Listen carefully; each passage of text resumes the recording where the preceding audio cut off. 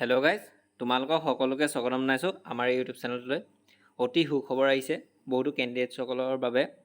Indian coast guard এছিষ্টেণ্টৰ যি recruitment আহিছে 2025 চনৰ কমাণ্ডেণ্ট ৰিক্ৰুইটমেণ্ট আহিছে। 170টা পষ্ট আহিছে আৰু ইয়াত ইণ্ডিয়ান কোষ্ট গাৰ্ড, ঠিক আছে। আৰু ইয়াৰ লাষ্ট ডেটটো তোমালোকে ভাল ধৰণে চোৱা। লাষ্ট ডেটটো হৈছে 23/7/2025, অৰ্থাৎ 23 তাৰিখে ইয়াৰ লাষ্ট ডেটটো হৈছে। যি আহিছে তোমালোকৰ ইণ্ডিয়ান কোষ্ট গাৰ্ড, আৰু এইটো হয় গ্ৰুপ এ। 170টা পষ্ট আহিছে এছিষ্টেণ্ট কমাণ্ডেণ্টৰ ফালৰ পৰা, আৰু এইটো বেচ হৈছে 2027 বেচ, ঠিক আছে। এছিষ্টেণ্ট কমাণ্ডেণ্ট জেনেৰেল ডিউটি, যাক GD, আৰু ইয়াতে মেলৰ বাবে আহিছে 9 পষ্ট আহিছে 140টা। আৰু ইয়াত ভাল ধৰণে চোৱা, SC, ST, OBC, EWS, UR বাবে ভাগ কৰি থোৱা আছে ভেকেঞ্চিবিলাক। SC বাবে আছে 25টা, ST বাবে আছে 24টা, OBC বাবে আছে 35টা, EWSৰ বাবে আছে 10টা, UR বাবে আছে 46টা। ঠিক তেনেধৰণে এজ লিমিটটো দি দিছে, 21 বছৰৰ পৰা 25 বছৰৰ ভিতৰত হ'লে আবেদন কৰিব পাৰিবা, অৰ্থাৎ এপ্লাই কৰিব পাৰিবা যিসকল কেণ্ডিডেট ইয়াত 21ৰ পৰা 25 বছৰৰ ভিতৰত আছে।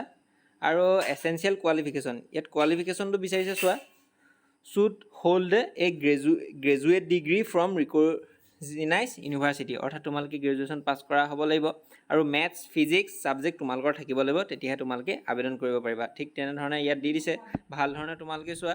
আৰু ছেকেণ্ড দিয়া আছে assistant commandant technical, mechanical, electrical, electrician, আৰু এয়াও পষ্ট আহিছে অকল মেলৰ বাবে, ঠিক আছে। 9 পষ্ট আহিছে 30টা। SC, ST, OBC, EWS, UR বাবে ইয়াত পষ্টবিলাক ভাগ কৰি থোৱা আছে।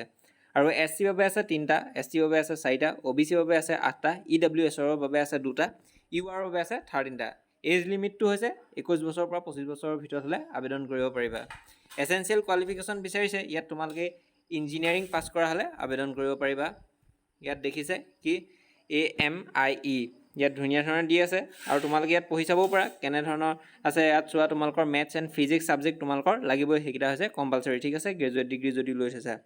এক্সামিনেশ্যন ফ্ৰী কেণ্ডিডেটে দিব লাগিব, এক্সামিনেশ্যন ফ্ৰী যিসকল কেণ্ডিডেটছে আছে 300 ৰুপিজকৈ দিব লাগিব, SC, STয়ে দিব লাগিব, আৰু বাকী কেণ্ডিডেটছে ইয়াতো কোনো ধৰণৰ ইয়াত মানে চব কেণ্ডিডেটছে ইয়াত দিব লাগিব, পে'মেণ্ট কৰিব লাগিব 300 ৰুপিজকৈ, অৰ্থাৎ অনলাইন পে'মেণ্ট কৰিব লাগিব, UPI, debit card, credit card, এনেধৰণে। আৰু আবেদন কৰোঁতে কিছু নিয়মাৱলী মানি ল'ব লাগিব কোষ্ট গাৰ্ডৰ বাবে, কোষ্ট গাৰ্ডৰ বাবে। ইয়াত চোৱা ভাল ধৰণে, ইয়াত তোমালোকে প্ৰথমতে ইম্পৰ্টেণ্ট ৱেবছাইটলৈ গৈ তোমালোকে অনলাইন এপ্লিকেশ্যন ফৰ্মখন খোল খাই যাব। তাৰপিছত এপ্লিকেশ্যন ফৰ্ম পাবা, লগ ইন কৰিব লাগিব। তাৰপৰা পাৰ্চনেল এণ্ড এডুকেশ্যন ডিটেইলছখিনি দিব লাগিব, নিজৰ পে' দ্য এক্সামিনেশ্যন ফ্ৰী, সেইখন তোমালোকে দেখুৱাব লাগিব, প্ৰথমতে পে'মেণ্ট কৰিব লাগিব। লাষ্টত ছাবমিটটো কৰি দিয়াৰ পিছত তোমালোকে নিজৰ এখন এপ্লিকেশ্যন ফৰ্ম প্ৰিণ্ট আউট উলিয়াই ল'বা।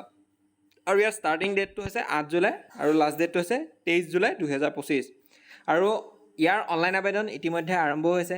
যিসকল কেণ্ডিডেটছে অনলাইন আবেদন এতিয়ালৈকে কৰা নাই, বা যদি কৰিম ভাবিছা, তেতিয়াহ'লে যিমান জল্দিৰ পৰা অনলাইন আবেদন কৰি ল'বা, আৰু লাষ্ট ডেটলৈ অপেক্ষা কৰি নাথাকিবা। লাষ্ট ডেটলৈ যদি অপেক্ষা কৰি থাকা, তেতিয়াহ'লে আবেদন কৰোঁতে কিছু সমস্যাৰ সন্মুখীন হ'ব পাৰা, অৰ্থাৎ ছাৰ্ভাৰো ডাউন হৈ যাব পাৰে।